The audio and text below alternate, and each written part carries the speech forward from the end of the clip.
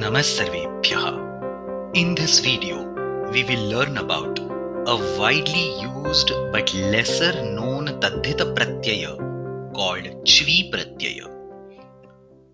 In order to understand the Chvi pratyay, let us start with a simple example. Consider a pot which is brown in color and hence can be characterized by the word ashuklaha, something that is not white. Certain pot maker then colors this pot with a white paint, and therefore the new state of the pot can be characterized by the word shuklaha. This particular transformation, where a previously non-existent property gets imposed on an object, can be indicated using the Chvi pratyaya. To be specific, we attach this Chvi pratyaya to the word Shukla and we get the final form as Shukli. The way this word can be used in a sentence is by saying Ghataha Shukli Bhavati. A non-white pot has turned white. It's worth noting here that the letters Ch and V of the Chvi pratyaya are not heard anywhere directly. All that the Chvi pratyaya does is that it changes the last of Shukla to E, giving Shukli, which then can be further used in the sentences. Let us take a few more examples.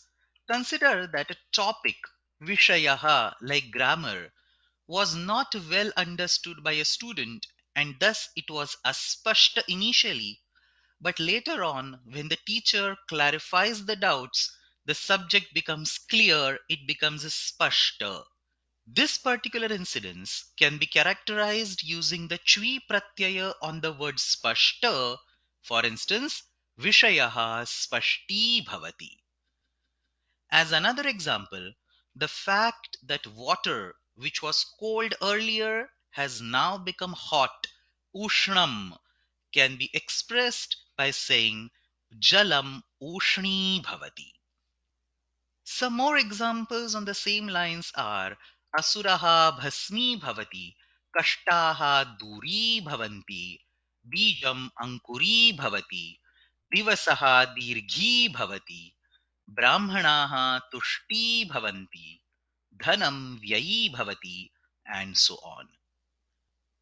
With this background, we are now ready to learn 8 important rules for applying the Chvi pratyaya to various words.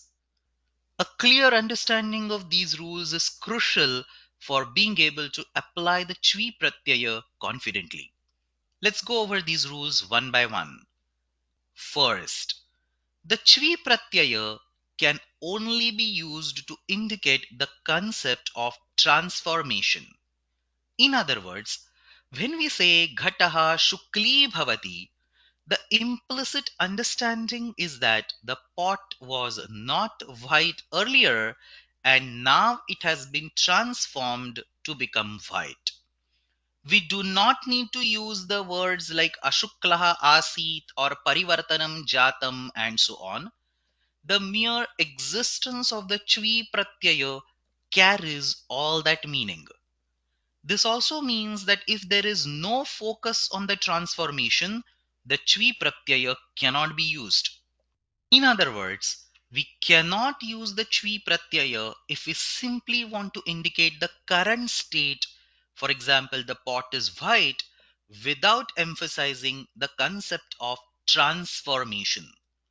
Therefore, it also follows that the sentences Ghataha Shuklaha Bhavati and Ghataha Shukli Bhavati are not exactly identical in meaning. The second rule, the Chvi pratyaya should only be attached to the word that indicates the result of the transformation. For instance, if the pot has been transformed from an initial state of being ashukla to a final state of being shukla, then the Chvi pratyaya gets attached to the word shukla and we can use a sentence like Ghataha Shukli Bhavati. The third rule, the Chvi pratyaya can only be used in the association with the verbs kru, bhu, or asa. For example, we can say Devadattaha ghatam shukli karoti, or ghataha shukli bhavatu, or even ghataha shukli syat. As it is evident from these examples, the lakara of individual dhatus does not matter. What matters is that the dhatu must be one of kru, bhu, or asa. In fact, we can also use the kridanta forms of these verbs. For instance, Devadattaha karyam angikritavan, Shanihi vakribhuya mesharashim pravishati, Ankan न्यूनी kurvanam acharyam društva chhatraha khidyate, and so on are perfectly valid sentences. In the last two sentences, it is worth noting that the main verb in the sentence is something other than kru, bhu, and asa, but that is not a concern because the Chvi pratyayanta words, namely Vakri and Nyuni, are indeed associated with a form of Kru, Bhu, and Asa. And thus, these are all legitimate examples.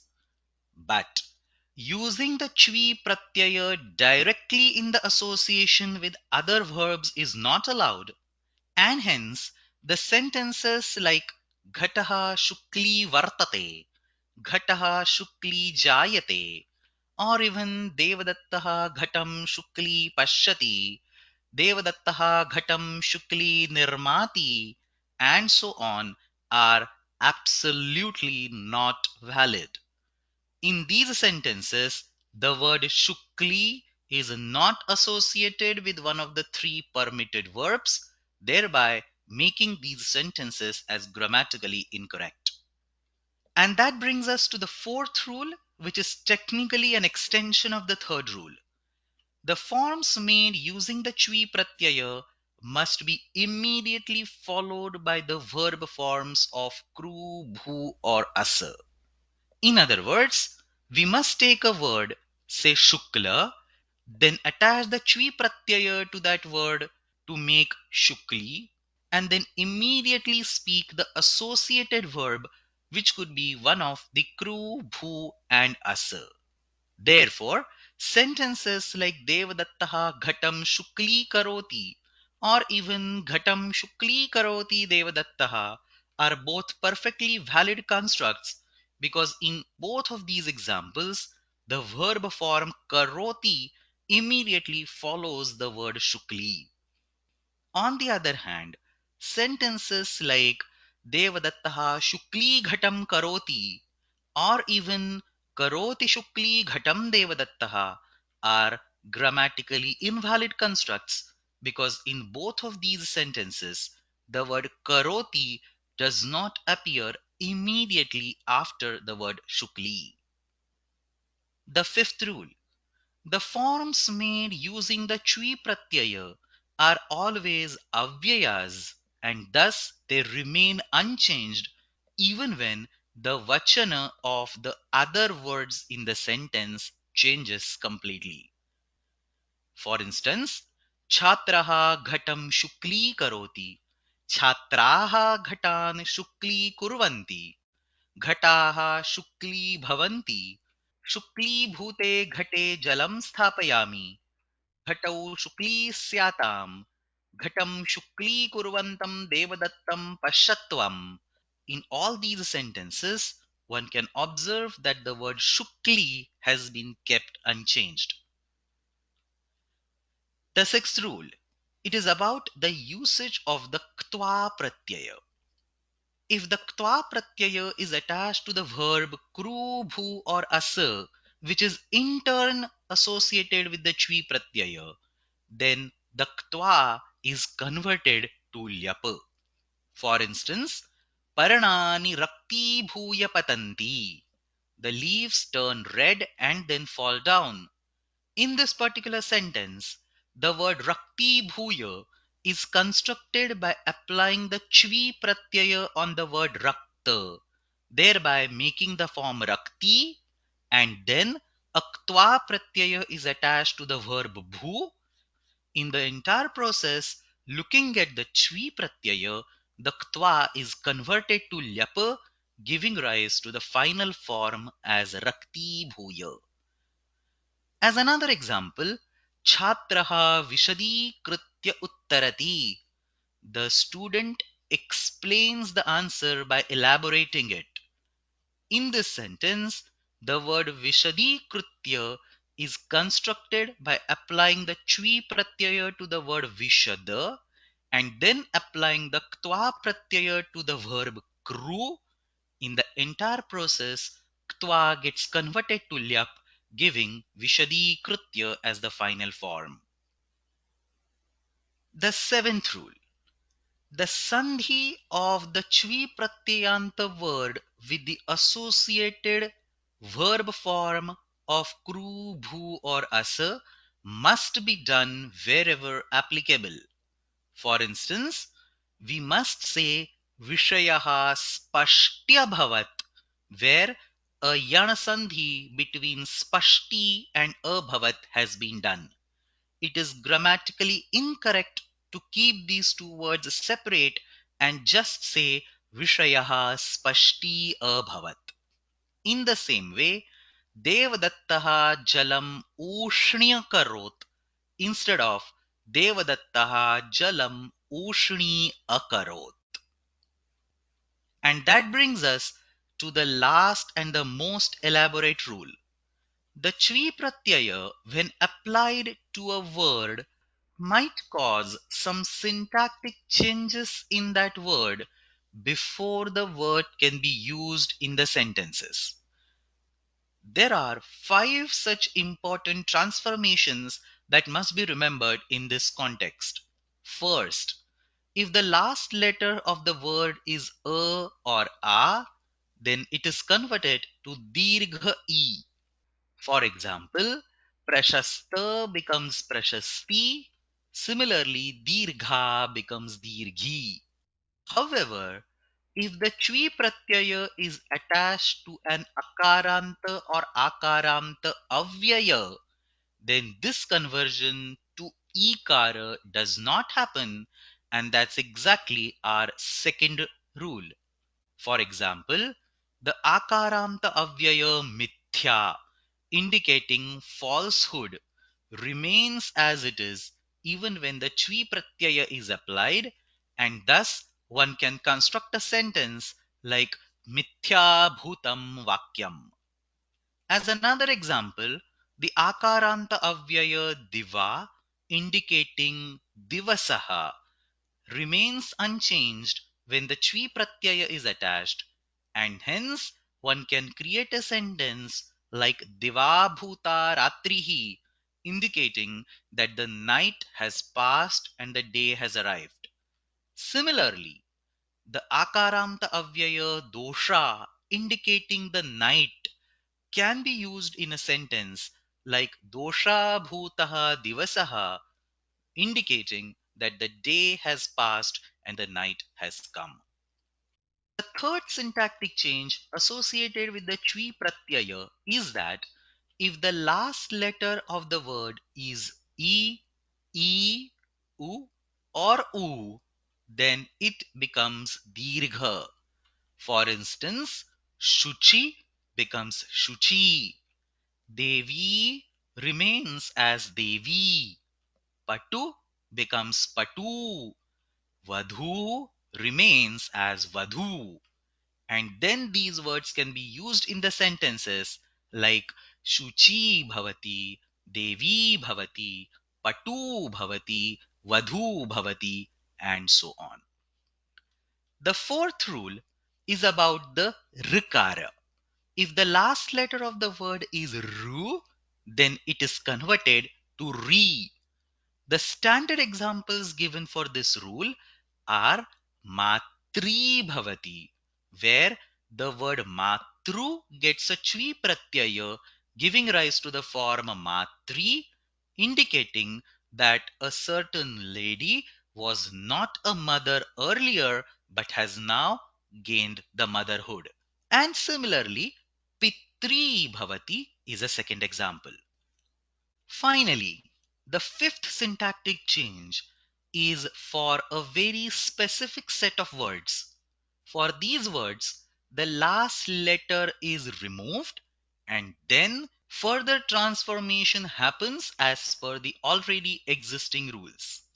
For instance, the word unmanas, indicating an anxious or an excited person, when the Chvi pratyaya is attached to this word, initially the sa, which is the last letter of this word, gets removed, and then the word unmana gets converted to unmani by the rule that we have already seen. This word can then be used in a sentence like unmani bhavati. As another example, when the Chvi pratyaya is attached to the word sukhin, the na is initially removed, and then the raswa ikara at the end of sukhi is converted to dirgha ikara by the rule we just saw, giving the word sukhi, which then can be used in sentence like sukhi bhavati. There are a few more words in this category, but these are enough for an example. And that's where we complete the 8 rules of the Chvi pratyaya. And before we conclude, here is a bonus ninth rule. The usage of Chvi pratyaya is completely optional. What we mean is that we can always use a more direct and elaborate sentence like Ashuklaha ghataha shuklaha bhavati, where we choose to express the transformation explicitly by mentioning both the states Ashuklaha and Shuklaha. There is nothing wrong with this approach. Of course, it goes without saying that the better way is to actually use the Chvi pratyaya and construct a smaller and still more impactful sentence like Ghataha Shukli Bhavati.